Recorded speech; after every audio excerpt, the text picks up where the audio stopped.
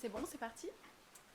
Bienvenue à tous, ravi de vous voir nombreux, et c'est un peu compliqué avec les places disponibles parce que tout le monde ne peut pas être accueilli, mais pour cet atelier autour des entreprises et des marques contributives, quel facteur clé de succès pour définir sa raison d'être et passer aux actes. On a la chance d'être plusieurs intervenants et de ne pas avoir de masque, privilège des conférenciers. On va intervenir à trois. Je suis Géraldine Hu, je suis cofondatrice de Maobi. On est une agence d'innovation responsable, j'en dirai un petit mot tout à l'heure. Et je suis accompagnée aujourd'hui de Juliana Lepan et Carole Seignover de Valrhona, donc, que je remercie d'être venue depuis Lyon pour la journée. Donc Juliana qui est directrice marketing et communication de Valrhona, et Carole Seignover qui est Head of Sustainability et présidente du Fonds Solidaire, et qui témoigneront tout à l'heure, puisqu'on aura en deuxième partie un jeu de questions-réponses sur Valrhona. Voilà. Et puis on a aussi dans la salle d'autres personnes de Valrhona. On a notamment Clémentine Alzial qui est avec nous et qui est la DG de Valrhona qui est avec nous ici. Donc merci à vous, et puis à tout à l'heure pour le témoignage. Donc un petit mot sur Maobi. Maobi, donc agence d'innovation responsable, notre mission c'est d'accélérer la transition éco-responsable des entreprises de la vision à l'offre.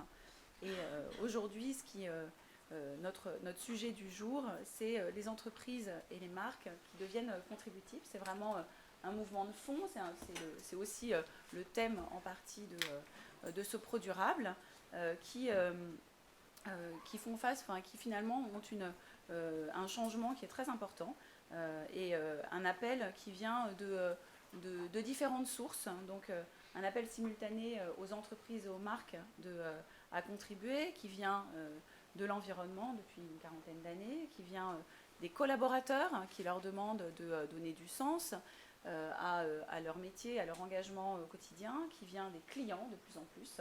Et dans les clients, c'est aussi la relation qu'ils ont avec les marques et le choix des produits et leurs préférences qu'ils peuvent donner.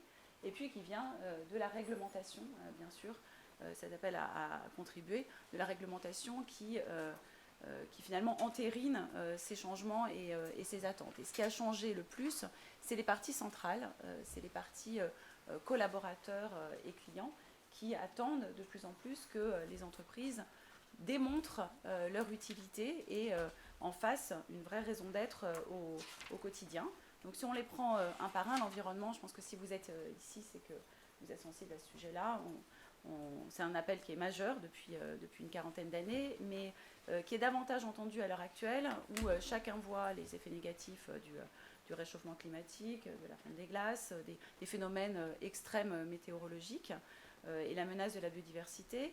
Mais c'est aussi en parallèle une critique de plus en plus importante vis-à-vis des entreprises et vis-à-vis du rôle qu'elles peuvent jouer, et d'un modèle de capitalisme qui prône une croissance sans tenir compte des limites de notre planète, et des entreprises qui ne prennent pas forcément en compte, et en tout cas les modèles de notre système capitaliste ne le permettent pas, les externalités négatives dans leur croissance. Donc un vrai questionnement par l'impératif environnemental qui est le premier. Le deuxième, c'est la société civile et l'ONU qui appelle les entreprises à être des acteurs du changement. Il y a les 17 objectifs du développement durable qui appellent chacun à être des acteurs de la transition écologique. Et chacun, c'est les États, c'est l'ensemble des parties prenantes, dont les entreprises. C'est pour ça que c'est intéressant de démarrer des réflexions autour de la raison d'être par ces 17 ODD et par les causes et les changements auxquels on peut contribuer. Ils ont été donc émis en 2015, il y a encore 10 ans pour faire tous ces changements, et on est loin d'être arrivé. Donc un appel à tous, et en particulier aux entreprises et donc aux marques. Et puis ce qui a changé, c'est les collaborateurs, de plus en plus. Enfin, c'est un mouvement assez... les collaborateurs qui sont aussi des citoyens et qui sont aussi des clients, un mouvement de fond, en particulier les millennials, donc cette génération des 25-35 ans qui vont en 2025 représenter 75% de la population active dans le monde. Donc leurs attentes de sens, de cohérence, d'équilibre de vie va façonner les entreprises de demain. Et puis derrière les millennials, c'est aussi tous les étudiants. Tous les étudiants qui sont donc les futurs collaborateurs qui en font un critère de choix de leurs entreprises, voire qui l'exigent, donc avec des appels avec des manifestes étudiants, avec des ingénieurs engagés par exemple, et qui attendent que les entreprises mettent ça au cœur de leur stratégie et de leur recrutement. C'est aussi intéressant de constater que là-dessus, il y a parfois un décalage entre ce que pensent les DRH et puis la réalité de perception. Un chiffre qui est assez parlant, 42% des salariés de 20-30 ans estiment que leur entreprise développe une politique RH propre à recruter et fidéliser sur les enjeux de sens, quand 80% des DRH pensent que les salariés ont cette opinion. Donc il y a un vrai décalage entre ce que pensent les millennials de leur propre entreprise et puis ce que pensent les DRH, alors certainement pas dans toutes, mais en tout cas une vraie attente de sens et de cohérence de la part des collaborateurs. Et puis, bien sûr, c'est aussi le gros changement des consommateurs. Ces consommateurs citoyens qui attendent des entreprises engagées. 95% des Français déclarent attendre des entreprises qu'elles s'engagent d'elles-mêmes en faveur des enjeux de société. Donc, une étude qui a été faite en 2018. Ces consommateurs qui privilégient des marques responsables. 77% des consommateurs recherchent des marques durables et responsables. Donc, ils le mettent aussi dans leurs préférences et dans leur fidélité vis-à-vis des marques.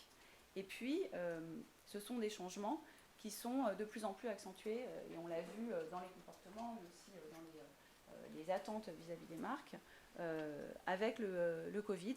On a 85% des Français qui pensent que le Covid-19 met en évidence les limites de notre système de développement, donc un vrai questionnement sur le modèle de développement. Et puis, 77% des citoyens du monde qui attendent que les marques communiquent sur leur utilité et leur contribution à la société. C'est-à-dire que l'enjeu des marques, elle est avant tout, et ça devient des enjeux de société, de communiquer sur le sens et sur leur vision. Alors certains diront une vision politique, ou en tout cas leur vision de ce à quoi ils peuvent contribuer.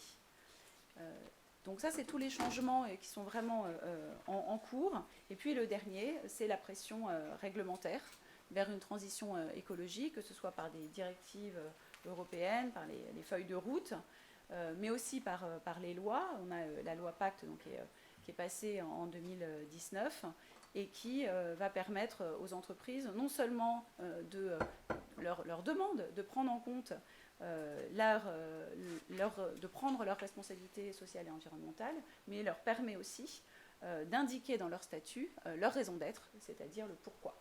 Le pourquoi qui est au même niveau du coup que leur finalité économique, donc performance économique et performance écologique qui vont ensemble. Du coup, tous ces changements et tous ces appels, ça amène deux grands changements parallèles. Le premier, c'est un changement au niveau des entreprises. Si on fait un peu la rétrospective, on avait l'entreprise patrimoniale lors de la première révolution industrielle, avec un entrepreneur ou une famille. Ensuite, on a eu l'entreprise fordiste, son taylorisme, la dissociation entre la propriété des entreprises d'un côté et puis les managers de l'autre. L'entreprise actionnariale, depuis les années 80, avec presque en priorité le fait de servir, enfin pour une grande partie, la financiarisation et donc de servir, satisfaire les marchés financiers. Et puis émerge, et c'est de manière un peu continuelle depuis 2007, c'est-à-dire lors de la crise des subprimes, qui a remis en question aussi le système capitaliste et du coup les entreprises, émergent d'autres visions de l'entreprise qui vont intégrer et qui vont être à la fois au service évidemment, qui vont chercher le profit, mais qui vont être au service du bien commun et qui vont aussi apporter une contribution sociétale. Donc au cœur de leur modèle, cette entreprise contributive, elle a plusieurs noms. Alors parfois, elle est appelée entreprise contributive, entreprise post-RSE, entreprise politique, entreprise sociétale. En tout cas, elle met au même niveau des finalités qui sont des finalités économiques et des finalités de raison d'être et de contribution au bien commun. Et ça a beaucoup de conséquences en termes de changement. C'est des changements d'inclure la raison d'être dans ces statuts. Ça peut être aussi d'avoir des statuts plus collaboratifs, d'avoir un conseil d'administration qui est élargi à plus de parties prenantes, et puis de ne pas raisonner uniquement shareholder, mais stakeholders. C'est-à-dire on doit rendre des comptes, pas seulement à nos actionnaires, mais à l'ensemble des parties prenantes qui interviennent pour l'entreprise.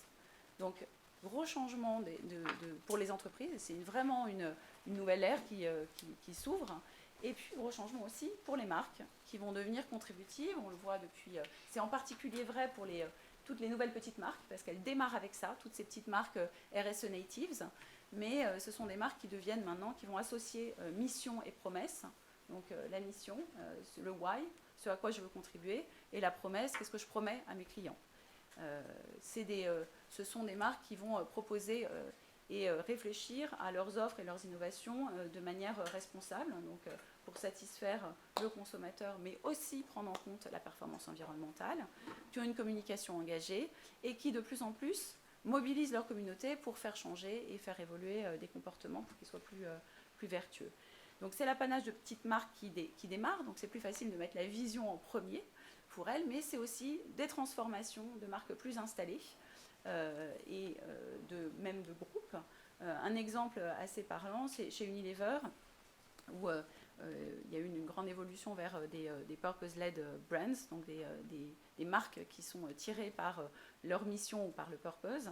30% de la croissance, il y a eu 30% de croissance supplémentaire sur un portefeuille d'une centaine de marques, pour toutes les marques pour lesquelles il y avait un purpose. Donc ça a une vraie valeur économique, donc valeur contributive et valeur économique se rejoignent au niveau de l'entreprise et puis au niveau financier pour les investisseurs de plus en plus également. Voilà. Donc des grands changements avec,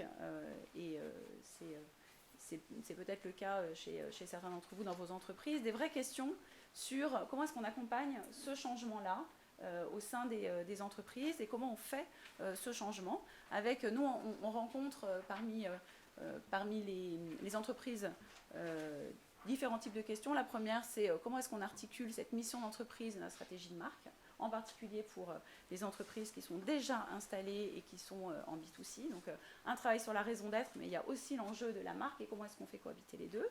Une deuxième question qui revient fréquemment, c'est comment est-ce qu'on définit une raison d'être de manière juste, impactante et engageante, c'est-à-dire comment est-ce qu'on fait cette raison d'être et qu'elle soit porteur en interne, comment engager l'interne autour de ces changements-là, parce qu'ils ne peuvent pas être faits en chambre. L'objectif, c'est justement de donner du sens et une direction et d'impulser un changement pour l'ensemble de l'entreprise.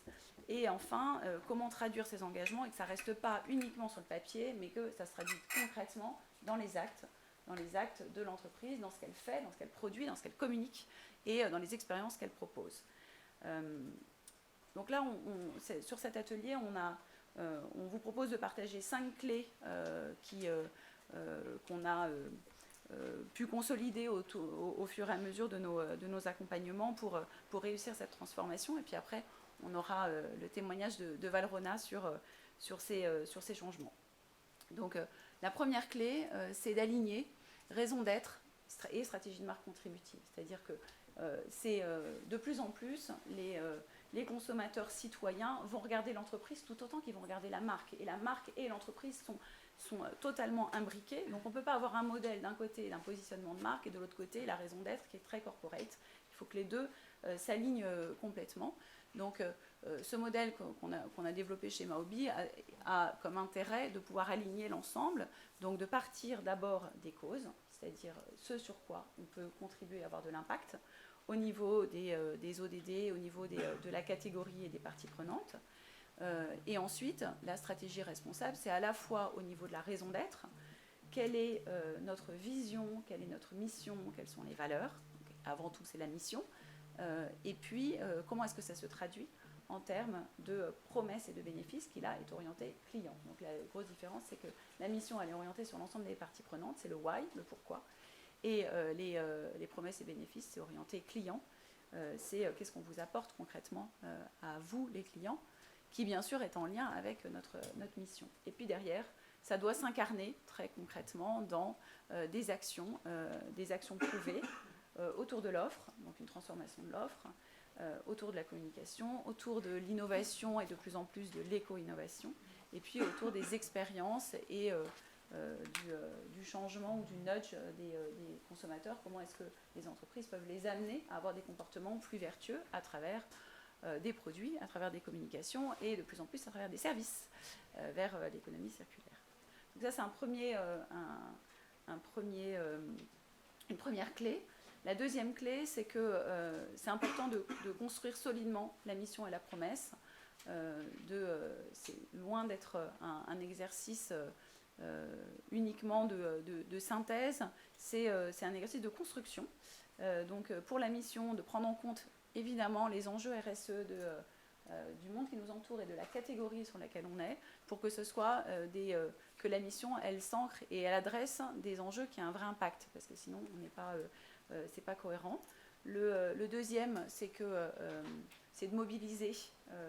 Pour que ça mobilise l'interne, c'est de s'assurer qu'on prend en compte l'intérêt, l'envie de l'interne et les forces de l'interne. Donc les forces de l'entreprise, son ADN, ses racines, mais aussi l'envie de l'interne, des salariés, pour que ce soit embarquant. Et puis, au niveau de la promesse, c'est de prendre en compte à la fois les clients, bien sûr, mais aussi le marché, pour que ce soit différenciant. Troisième clé, c'est d'impliquer. C'est que ces changements et bien définir sa mission et sa promesse, mais avant tout sa mission, doit se faire avec l'ensemble des parties prenantes de l'entreprise pour transformer. Ça veut dire le comité de direction, pour impulser ce changement. Ça veut dire l'ensemble de l'interne et des parties prenantes pour inspirer, à la fois s'inspirer de toutes les idées qui viennent de l'interne, parce que l'interne a beaucoup d'idées la plupart du temps, mais aussi pour les inspirer, pour aller plus loin. Les clients et les partenaires, pour affiner, pour pouvoir rebondir, et enfin les salariés, l'ensemble des salariés, pour embarquer. Quatrième clé, c'est agir. C'est qu'une fois que, et c'est là finalement la preuve que la raison d'être et la mission, elles sont solides, c'est que ça va s'incarner dans des changements, ça va s'incarner dans l'offre, ça va s'incarner donc dans le produit, dans le packaging, dans les gammes, dans les labels qu'on va pouvoir choisir.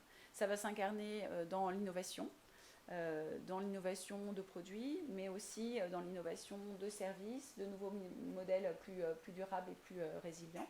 Et puis ça va s'incarner dans la communication de cette mission. De plus en plus ces petites marques, les RSE Native, elles communiquent à peine sur ce qu'elles proposent, elles communiquent avant tout sur pourquoi elles sont là et qu'est-ce qu'elles veulent proposer.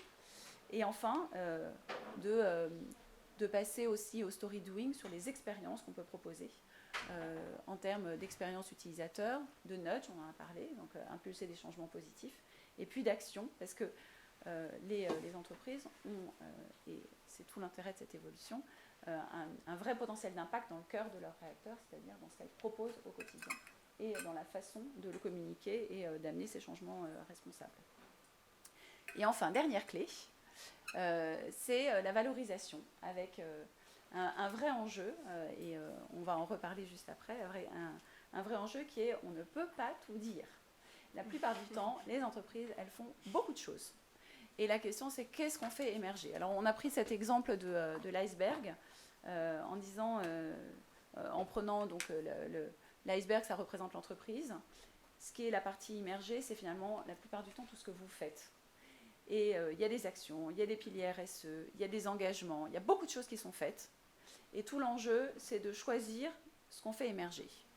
C'est quoi les actions étendards qui vont être celles qui vont être relayées, qui vont être mises en avant, qui vont être finalement les plus emblématiques du changement qui est en train et de la contribution que l'entreprise veut apporter. que ce soit au niveau des produits, de la communication, de l'innovation, des expériences, de choisir ce qui est mis en avant. Et pour faire ce choix-là, de ce qu'on fait remonter, la meilleure façon de le faire, c'est de s'aligner avec justement sa mission, son purpose. Parce que c'est ça qui permet l'étoile polaire et qui permet vraiment de prioriser. Donc voilà, c'était la cinquième clé sur cette transformation. Je vois que je suis bien dans les temps. Et je vous propose maintenant, on fera une session de questions-réponses à la fin, on va garder un quart d'heure pour ça. Donc je vous propose maintenant qu'on passe à un témoignage, au témoignage de Valrhona avec Juliana et Carole. On va inverser nos places et ça va être sous forme de questions-réponses sur le brand purpose, justement, sur la mission.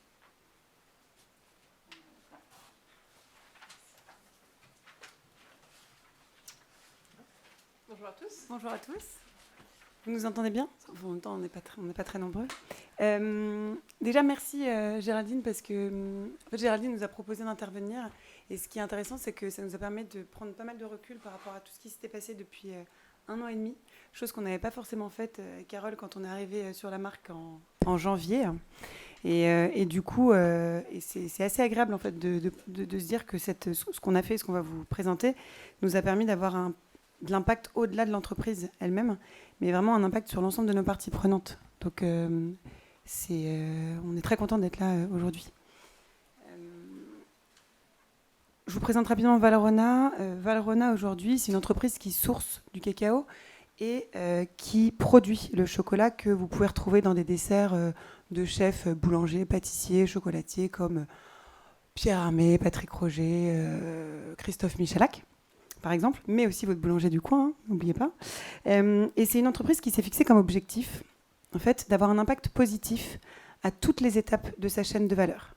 Donc, du sourcing en passant par la transformation et en finissant par le partage de savoir-faire. Sur l'aval, on s'est fixé comme objectif de créer une filière qui soit juste et durable. Sur la partie du milieu, on s'est fixé comme objectif de mettre l'homme au cœur de l'entreprise et de donner du sens. Parce que le sens, on est persuadé que c'est le plus grand facteur de motivation pour les collaborateurs. Et enfin, sur l'aval, où on a voulu inspirer une gastronomie qui ne soit pas juste du beau et du bon, mais qui soit aussi du bien. Donc c'est réunir en fait le beau, le bon et le bien. On est récemment certifié B Corp. On est assez fiers de ça.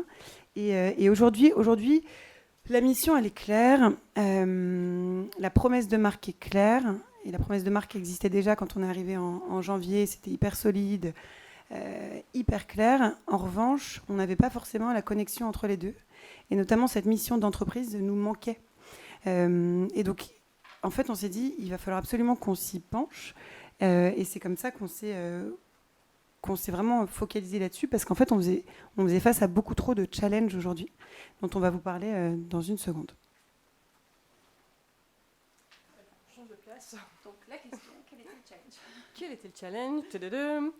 Donc, le challenge, c'est que moi, je suis responsable de la RSE. On avait un programme RSE qui était assez structuré, avec nos 4 piliers. Qu'est-ce qu'on fait dans le cacao avec les producteurs de cacao ? Qu'est-ce qu'on fait sur le plan environnemental pour réduire notre empreinte ? Qu'est-ce qu'on fait dans le monde de la gastronomie ? Et qu'est-ce qu'on fait avec nos parties prenantes ? Et donc, comme vous savez, les gens qui font de la RSE comme moi sont des gens passionnés et passionnés par tout. Donc, il y avait un petit challenge, comme a dit Géraldine. On ne peut pas tout dire. Et donc, ce qui est toujours difficile pour les gens qui sont passionnés par tous les sujets. Donc, le challenge, c'est qu'on avait trop de sujets. Et donc, du coup, c'était compliqué à communiquer sur vraiment quels étaient les engagements de Valrhona. Et la RSE, je pense, avant qu'on travaille sur notre raison d'être, était encore très à côté du business, de la stratégie business. C'est-à-dire qu'on avait notre plan RSE, nos indicateurs, on avançait. En revanche, la stratégie business vivait trop à côté. Donc c'était vraiment les 2 gros challenges qu'on avait. Et du coup, comme le dit Carole, on faisait plein de choses et du coup, on était fiers de plein de choses, chacun à son niveau. Et du coup, on communiquait sur tout. Et du coup, on était impactant sur rien. Parce qu'en fait, à force de micro-communiquer, en fait, le client, à la fin, il nous disait, c'est chouette, Valrhona, vous êtes une entreprise hyper innovante. ok, je sens que vous êtes engagé, je sens qu'il y a plein de trucs, mais je ne sais pas quoi. Et en fait, là-dessus, c'est un vrai souci parce que savoir qu'on est engagé, super, sauf que quand il n'est pas capable, le client, d'en parler lui-même à ses clients, et ben en fait, c'est un petit peu dommage parce qu'il a pas de billes et il n'y a pas de concret derrière, ce qui fait qu'en termes de différenciation de marque, et ben elle n'est pas perçue. Voilà. Globalement, c'est ça. Alors du coup, comment vous y êtes pris? Challenge. Alors, comment on s'y est pris? On a commencé par un diagnostic parce qu'en fait, chez Valrhona, on est tous hyper passionnés et on fait plein de choses, comme vous l'avez peut-être compris. Et en fait, on avait déjà beaucoup de matière en interne.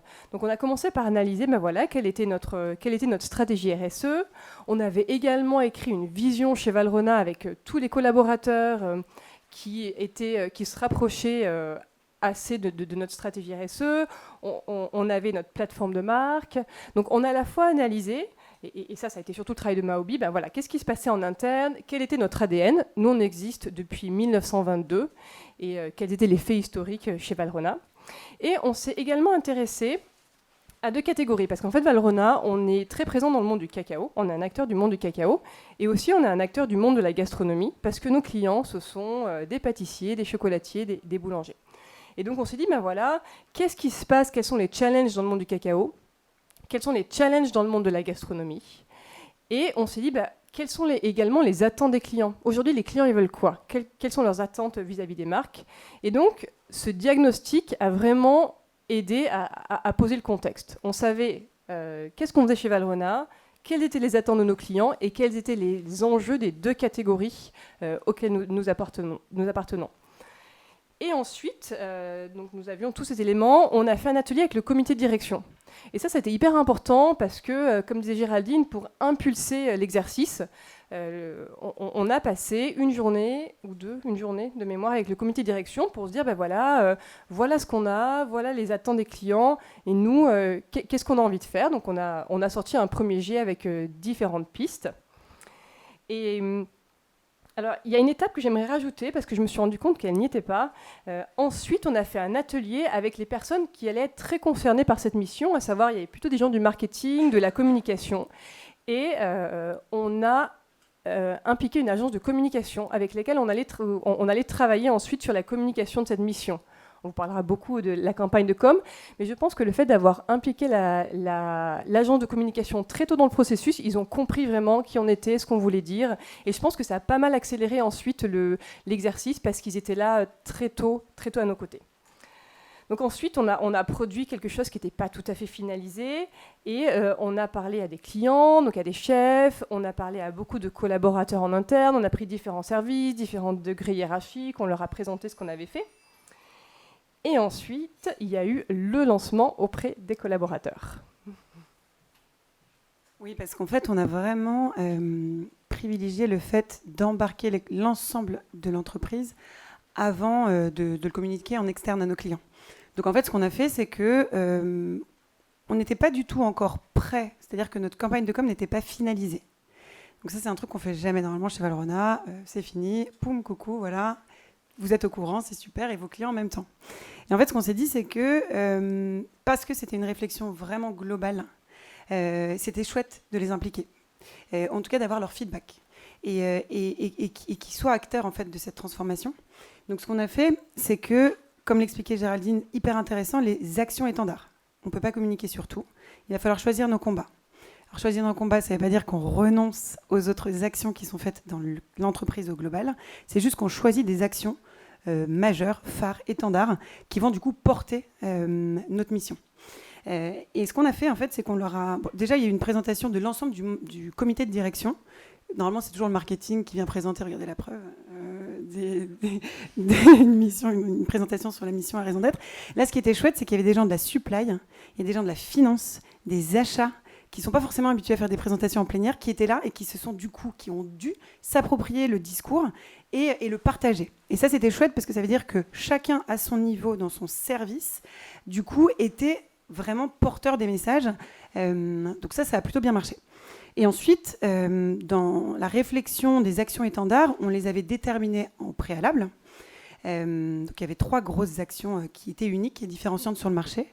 Et en fait, ce qu'on a fait, c'est que pendant ce séminaire annuel, tous les collaborateurs ont vu l'illustration de ces actions étendards à travers des campagnes de communication qu'on avait imprimées en énorme pour qu'ils puissent se rendre compte et s'immerger à l'intérieur de cette campagne. Il y a eu des feedbacks hyper intéressants qui nous ont du coup fait changer la manière dont on voulait la communiquer. Donc on a quand même, nous, ça nous a vachement enrichi aussi. On les a fait aussi réagir et réfléchir aux actions de demain. En 2025, en 2030, en 2035, qu'est-ce qu'on voudrait dire de Valrhona ? Quel impact on voudrait avoir à long terme après avoir immergé tout le monde dans la mission, dans les éléments qui étaient importants pour nous. Et ça, les collaborateurs ont vraiment apprécié parce que, en fait, ils se sentaient clairement partie prenante, même si on n'avait pas pu intégrer tout le monde absolument dans les ateliers d'avant. Donc voilà, ça c'était plutôt quelque chose qui a été très apprécié. Et concernant le résultat de notre mission, tu veux peut-être le dire ? Oui. Donc on existe, révélation de la mission, pour vraiment les points importants, c'est impulser un mouvement collectif, parce qu'en fait Valrhona, on peut faire des choses, on est une entreprise de taille moyenne, mais si on implique tout notre écosystème, on va réussir à aller beaucoup plus loin. Donc impulser un mouvement collectif qui fédère tous les acteurs du cacao, chocolat et de la gastronomie pour faire bouger les lignes vers une filière cacao plus juste et une gastronomie du bon, du beau et du bien. Et là, j'aimerais juste vous partager une réflexion qu'on a eue, parce qu'on vous a dit, on a un acteur du monde du cacao, donc on veut rendre la filière du cacao juste et durable, et on a un acteur du monde de la gastronomie, et on veut, en gros, aller vers une gastronomie plus responsable et accompagner nos clients à se transformer. Et en fait, on s'est posé la question, on s'est dit, est-ce qu'on doit choisir ? Est-ce qu'on doit choisir entre l'amont et l'aval ? Est-ce qu'on doit faire une mission autour du cacao ou une mission autour de la gastronomie ? C'est une vraie question qu'on s'est posée et en fait on s'est dit l'ADN de Valrhona depuis quasiment 100 ans, c'est d'être un acteur du cacao et un acteur du monde de la gastronomie. Alors on ne va pas choisir et on va faire quelque chose qui correspond vraiment à qui on est. Et je pense que c'est aussi ce qui a vraiment plu aux collaborateurs, c'est qu'ils se sont reconnus dans cette mission. Ils se sont dit, ben voilà, c'est qui on est, on va encore plus loin dans ce qu'on a envie de faire, mais c'est cohérent avec qui on est depuis des années. Et pour vous dire, alors concrètement, les actions étendards, alors il y a arrêter, on n'est pas très fort pour arrêter des produits, mais quand même on s'est dit, on veut une filière cacao juste et durable, on veut que nos produits demain soient tous 100% traçables. Aujourd'hui on est 100% traçables, tous nos produits sont 100% traçables depuis le producteur. Donc on va privilégier des produits qui vraiment contribuent à avoir une filière cacao juste et durable et qui permettent également d'accompagner les clients vers cette gastronomie plus responsable. Et ensuite, un point vraiment qui nous a beaucoup aidé, c'est que le fait d'avoir une mission très engagée, on s'est dit, dans nos projets stratégiques, il faut qu'on retrouve ça. Et moi, je veux dire 2 mots sur un projet qu'on aime beaucoup en interne, qui s'appelle le projet Comeback. Et on s'est vraiment posé la question de se dire, nous, Valrhona, notre business, c'est qu'on vend à des professionnels de la gastronomie des sacs 3 kilos de ce qu'on appelle des fèves de cacao, qui sont des petits bouts de cacao qui sont ensuite refondus dans des sacs 3 kilos qui ne sont pas recyclables aujourd'hui pour des raisons généralement de qualité. Et on s'est dit, comment nous, on peut garder la responsabilité des déchets ? Et en fait, on lance un projet pilote, alors qui est encore tout petit dans la région lyonnaise, de se dire comment on peut livrer nos clients dans des bacs réutilisables, qu'ensuite on va récupérer, laver et remettre dans la boucle. Et en fait, je pense que le fait d'avoir une mission hyper engagée, ça nous aide aussi à pousser ces projets vraiment rupturistes et qui contribuent à, ensemble, faisons du bien avec du bon. Oui, complètement. Et d'ailleurs, on a aussi un exemple pendant la Covid où en fait, on s'est dit comment est-ce qu'on pouvait se rendre utile. On a une mission très forte. Comme l'a dit Carole, cette mission-là nous permet de prioriser, en fait, de choisir nos combats et de vraiment prendre les décisions au bon niveau. Et il y a un élément pendant le Covid qui était intéressant, c'était le fait que nos clients étaient dans une situation très particulière. Notamment les boulangers, pâtissiers et chocolatiers, qui ne pouvaient pas,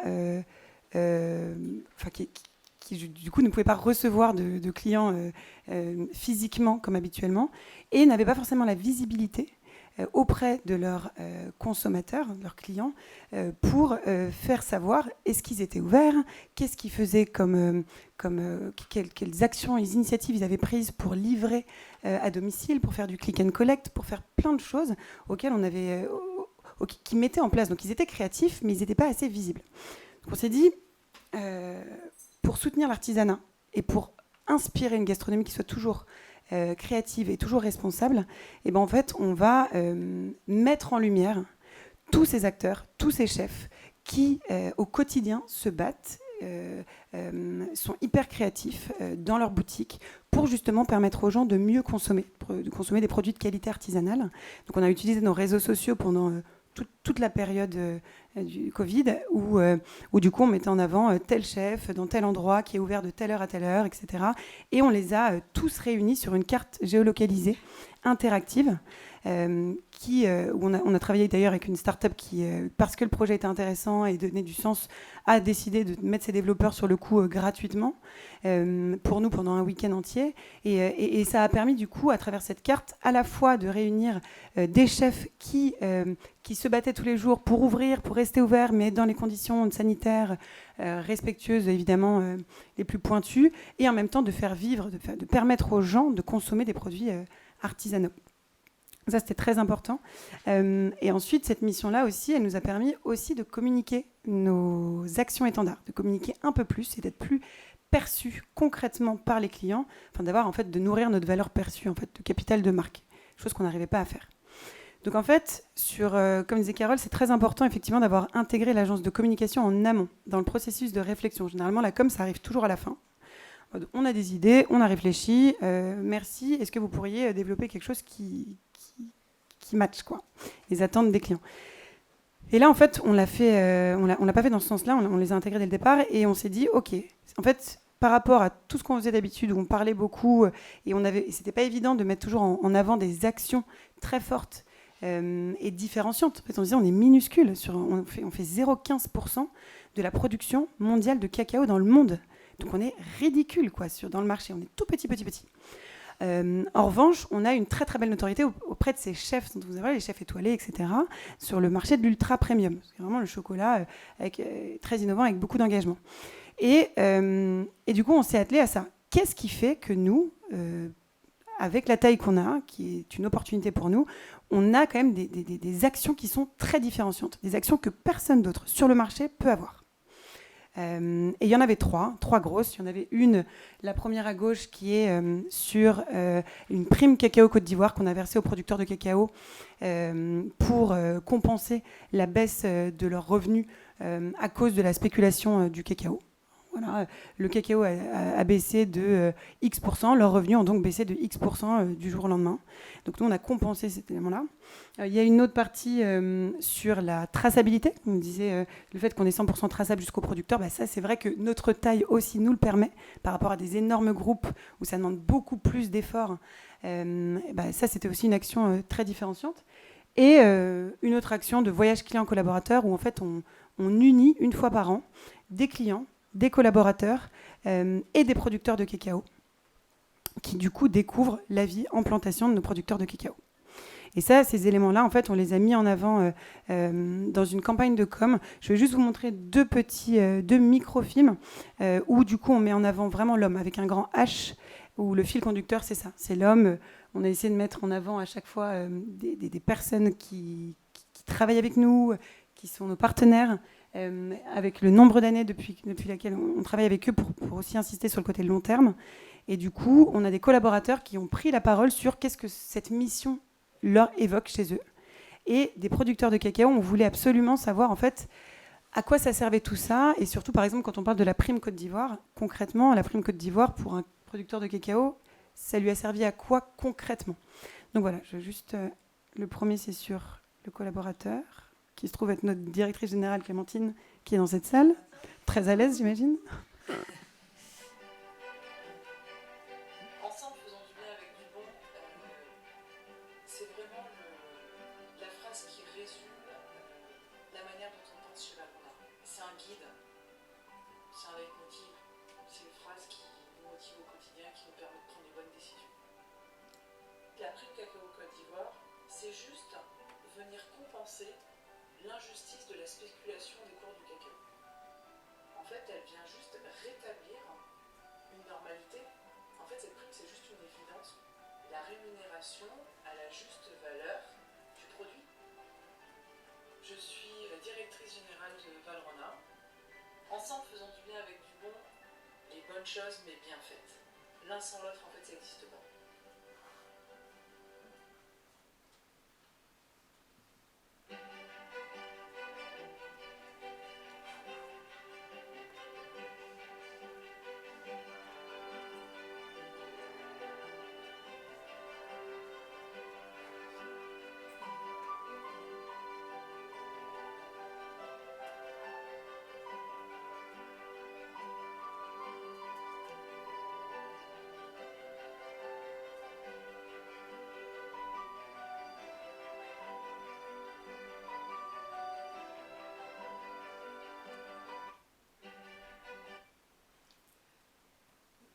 Voilà, dernière question. Qu'est-ce que ça a changé sur le long terme pour Valrhona, avec un peu de recul? Ce que ça a changé, et j'irai très rapidement parce qu'il y a quasiment plus de temps, mais donner du sens, ça fédère, avoir une mission forte, cohérente, ça fédère énormément les collaborateurs et ça donne du sens. Ça nous aligne sur ce qui est vraiment prioritaire pour nous en tant qu'entreprise. Donc ça permet de prioriser et de voir long terme. Et vraiment, quand on fait nos plans long terme, qui sont à 3 ou 4 ans, chez Valrhona, on reprend vraiment notre mission et on se dit, qu'est-ce qu'on fait pour rendre la filière cacao juste et durable? Et qu'est-ce qu'on fait pour impulser une gastronomie responsable? Donc c'est un vrai guide business, c'est un vrai levier de communication et ça change tout. Merci. On finit juste par illustrer, on a le temps ou pas? Ouais. 1 minute. Oui, 1 minute sur le film qui illustre en fait notre mission.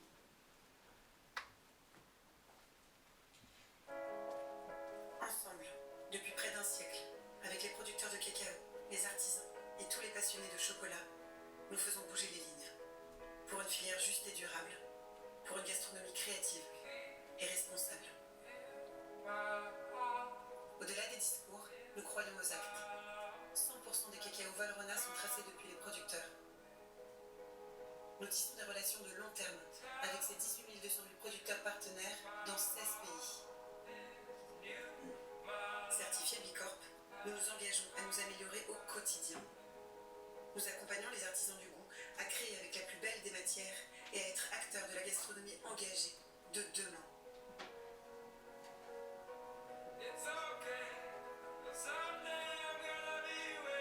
Ensemble, faisons du bien avec du bon.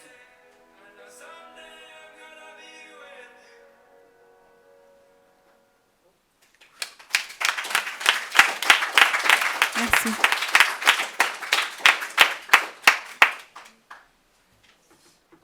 On a peut-être le temps de quelques questions avant la prochaine session qui commence dans un quart d'heure. Donc s'il y a des questions, il y en a peut-être certains qui vont poursuivre. Ça commence en retard. Comment? Ça commence en retard. Ça commence à 30 la prochaine. Mais il y en a qui...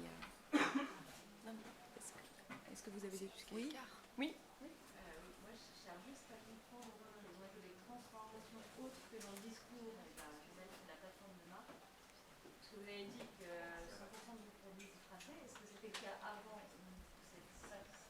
Ça avec cet argument dans la communication. En gros, je cherche à comprendre que vous avez fait les vraies transformations qui m'ont permis d'avoir la certif Bicorp dans ce processus. J'ai l'impression que vous l'avez peu dit à part l'histoire des vagues de livraison. En fait, il y a des processus qu'on a menés en parallèle, la mission et Bicorp. Donc là, votre question, c'est plutôt par rapport à Bicorp. C'est qu'est-ce qui nous a permis de... Qu'est-ce que vous avez sur les autres piliers autres que la com et le market? Qu'est-ce qu'il y a eu comme transformation qui pousse RSE compatible dans l'entreprise? Eh ben, en fait, donc, notre stratégie RSE, ça fait des années qu'on la mène. Et donc, les transformations qu'on a dans le monde du cacao, par exemple, c'est on s'engage à payer un revenu décent aux producteurs de cacao, à tracer. On a des projets d'agroforesterie pour se dire le cacao, on peut le cultiver différemment dans de la permaculture ou de l'agroécologie. On a des projets de soutien aux communautés qu'on mène depuis des années, c'est-à-dire qu'on a 93% de notre cacao qui est acheté via des partenariats à long terme. Et donc, à chaque fois qu'on fait un partenariat, on regarde avec la communauté quels sont les besoins. Et donc, on construit des écoles. En fait, on a plein. En fait, c'était déjà en place. On n'est pas parti de. Nous, une entreprise qui est partie, on avait une stratégie RSE et c'est vraiment comment on l'a fait remonter dans la marque. Et finalement, dans nos 4 piliers RSE, il y en a 2 qui sont remontés dans la raison d'être et dans la stratégie de marque. Mais au final, les actions, on les avait déjà. Et on est allé plus loin grâce à cette mission dans ces actions. Mais on ne partait pas du tout d'une feuille blanche. Et par contre, ça en a accéléré d'autres. C'est-à-dire que dans notre façon de penser l'avenir, on fait des choix beaucoup plus drastiques qui nous poussent, du coup, qui, grâce à la mission, nous sert de squelette, de fil conducteur pour dire ça, on y va et on veut vraiment y aller comme ça et de façon très claire. Alors qu'avant, c'était des choses qu'on faisait dans la politique RSE, mais qui n'étaient pas priorisées, donc qui avaient moins d'impact au final. Mais effectivement, on ne parle jamais Enfin, c'est ce qu'on disait avec Géraldine, c'est que quand on a commencé les ateliers, c'est qu'on ne peut pas partir d'actions qui ne sont pas réelles, cohérentes et inhérentes au sein de la marque, en fait. C'est juste, on fait ressortir les choses les plus fortes et ça nous drive demain pour pousser des actions encore plus fortes. Mais là, on est vraiment dans le process, c'est-à-dire qu'on a fini notre mission, d'écrire la mission fin août 2019. Là, on est dans le process, dans nos plans qu'on construit là, dans les 3 années à venir. On a clairement ça comme driver fondamental pour les projets de demain, en fait. Donc peut-être que dans 3 ans, quand on se reparlera, on se dira ça a changé ça, c'est intéressant. Et pour compléter, si on est devenu Bicorp, c'est aussi grâce à ces actions qu'on mène depuis des années. Et finalement, Bicorp, c'est un peu la reconnaissance externe de, qu'on a réussi à avancer et qu'on a toujours beaucoup à faire. Combien de temps a pris ce processus à partir du moment où vous avez souhaité redéfinir votre mission jusqu'au moment où vous étiez prêt à le communiquer en interne? 9 mois? Non, on a commencé, je pense à peu près le 6 février, je m'en souviens, le atelier à Lyon, et ça a été présenté en séminaire cadre en juin. Oui, juin.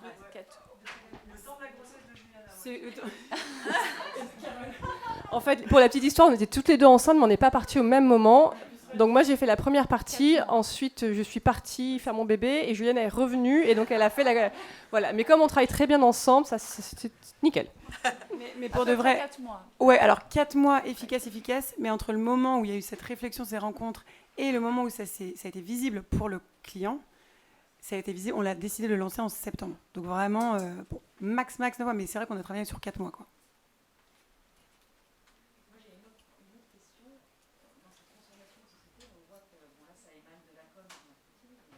On a l'appui de la présence de votre aussi. Ce que je veux dire, c'est dans les organisations des entreprises aujourd'hui, c'est compliqué d'imposer des tas de changements si on n'a pas l'adhésion du directeur financier, du directeur de la logistique, de la production, etc. Et comment, en fait, est-ce que ça a été un vrai combat émanant du département marketing et com pour les convaincre à force?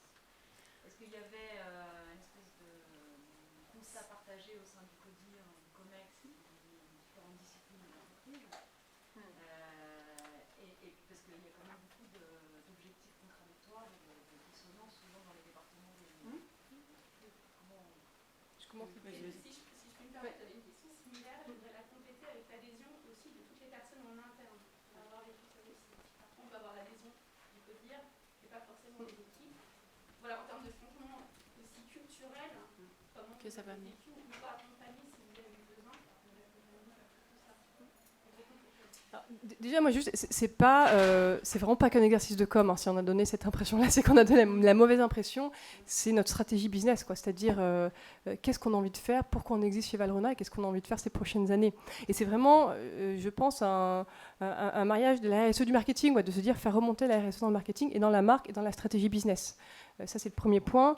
Et nous, on a commencé par un atelier avec le comité de direction Et du coup, ça les a vraiment mis à bord. Après, une organisation où la marque Valrhona était plutôt là à bord, on avait une ambassadrice qui était notre directrice générale. Et je le dis parce que c'est hyper important. Si elle n'avait pas été là à pousser le sujet auprès des parties prenantes, peut-être externes à la marque, mais qui sont importantes dans notre écosystème, on n'en serait pas là. Non, après c'est ce que tu as expliqué, c'est qu'effectivement, il y a eu l'impulsion, il y a eu un constat général, effectivement, depuis pas mal d'années, qu'on n'arrivait pas à concrétiser. On a plein de choses, mais on n'arrive jamais à en parler, et ça ne remonte pas dans nos objectifs business. Clémentine nous a servi vraiment de sponsor. Elle a impulsé ça aussi auprès du CODI pour dire on est d'accord, il faut faire quelque chose. Les gens sont globalement passionnés chez Valro, donc ça n'a pas été très très compliqué. Et ensuite, on a impliqué les équipes, des équipes externes spécifiques métiers qui étaient particulièrement concernées par ça. Et en fait, on a fait beaucoup de ping-pong. Ça a été vraiment un processus itératif de construction de cette vision-là. C'est qu'en fait, on a impliqué les bonnes personnes, en tout cas, on a bien sélectionné des personnes qui pouvaient aussi être des ambassadeurs au sein de leur propre service.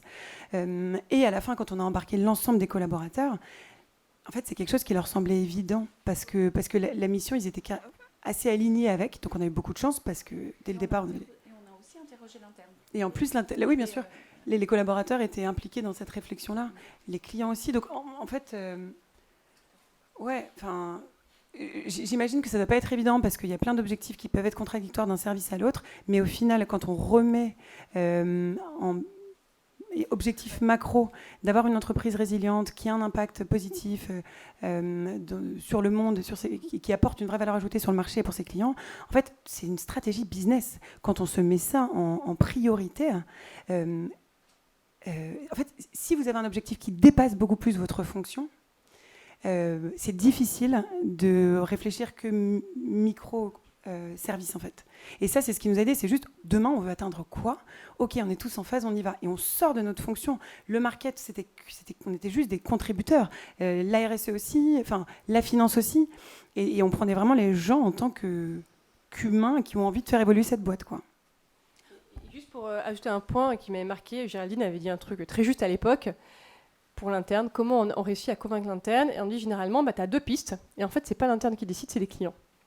Et en fait, ça met tout le monde d'accord. Si c'est les clients qui préfèrent telle piste, c'est que c'est qu'on choisit celle-là et c'est difficilement contestable. Donc c'est juste un petit conseil dont je me souviens et qui m'avait paru très bien pour dépassionner en interne. C'est les clients qui ont choisi, quoi. Bon, finalement, on est arrivé qu'à une piste à la fin. Il n'y en avait qu'une et tout le monde l'a aimé, donc tout allait bien. 1000 à peu près, ouais. 1000. Un peu moins de 1000. Et est-ce que vous avez réussi à mettre un chiffre sur ce que représente une intervention en termes d'investissement pour la stratégie de l'entreprise? Parce que c'est vrai que quand on commence à communiquer à l'externe par rapport à ce genre d'engagement, Danone l'a fait récemment, et ils ont communiqué en expliquant le chiffre que ça représentait en termes d'investissement de l'entreprise sur ces actions. Et c'est vrai que ça donne plus de crédibilité à la démarche quand on dit est-ce que c'est du greenwashing, et puis vous pouvez répondre si c'est du greenwashing, c'est à hauteur de Danone, c'est 2 ou 3 milliards, je crois, d'investissement sur 3 ans en termes de changement de leur modèle de business. Ouais, ça va être la dernière question parce que je crois qu'on doit céder la place. Si vous avez encore d'autres questions, on pourra se rejoindre sur le stand de Maobi si vous voulez. Alors, juste côté chiffres, on l'a peut-être pas assez fait, à part quand on a parlé de la prime en Côte d'Ivoire, mais les gros coûts, c'est comment payer les producteurs de cacao en revenu décent, un living income, et ça représente un énorme chiffre pour nous. Également, tous les projets de soutien qu'on mène auprès des communautés de producteurs, c'est tout ça des chiffres qui sont qu'on a, c'est dans nos budgets. Et l'avantage, c'est qu'on le faisait déjà en fait. En fait, la grosse différence, je pense, peut-être, c'est que ça faisait 20 ans qu'on travaillait comme ça, à la base pour des raisons de qualité, pas pour des raisons RSE. C'est-à-dire que pour avoir du bon cacao, tu mets en place des partenariats à long terme et tu rémunères mieux les gens pour être sûr qu'ils te le vendent à toi, si je fais simple. Hein. Et donc, du coup, ces sous-là, ces budgets-là, ils étaient déjà dedans. Donc, on pourrait se dire combien est-ce qu'on c'est très facile à retrouver, à trouver. La moyenne, etc. C'est tout à fait possible. Mais du coup, c'est déjà une stratégie qui était dedans. Et c'est là aussi où c'est plus facile de convaincre nos financiers. C'est de se dire, est-ce qu'on continue à investir ça qui a fait notre richesse et qui a fait notre développement, parce que c'est peut-être grâce à ça qu'on vend. Et le risque, ce serait au contraire de se dire la mission n'est pas suffisamment importante, on baisse, on fait plus ça, et là par contre on ne sait pas ce que ça donne sur le chiffre d'affaires. C'est un peu à l'inverse de la réflexion. Après, il faut voir aussi si vous êtes une entreprise avec un actionnariat éclaté qui vous demande des taux de rentabilité. Enfin, je sais pas. Oui, mais les taux de rentabilité, on les a. On les a.